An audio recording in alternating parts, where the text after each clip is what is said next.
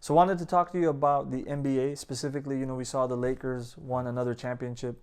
A lot of people were doubting LeBron's ability to carry another team to the NBA Finals, let alone win a championship.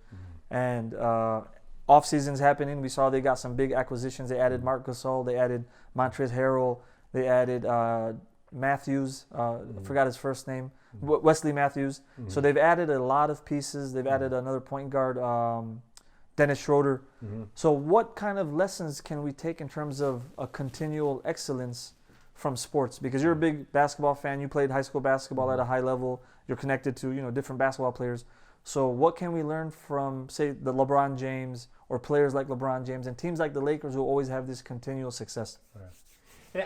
And I think it's very important because a lot of times when people hate on them, like, man, they always win. But you got to give credit where credit's due. They keep on evolving, right? They get one star player in the 80s. You got Magic Johnson. Then they bring in Kareem. Then they bring in other parts, Dame Worthy. Then in the 90s they go and get Kobe. Then they go ahead and bring Shaq. So you'll see that through time. Then they bring in small pieces. People go feeling. Derek Fisher maybe was the guy who gelled everyone together.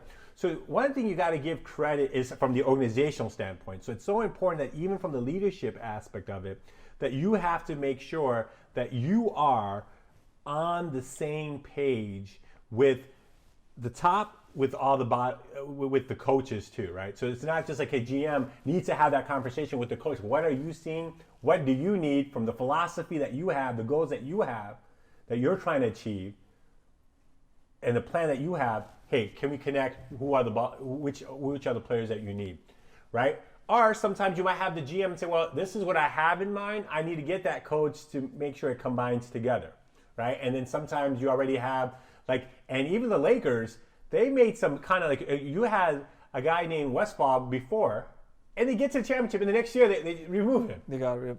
I mean, that's crazy. You're already at the top of your game, and you let the person go, right? It's not like how they made the playoffs. They have that. Hey, they make a decision. And to bring in Pat Riley, right? So it kind of gives you an idea. Then he kind of takes it to the next level, right? They have now a situation where they have a great player, but we need someone to kind of blend it together. They bring in Phil Jackson.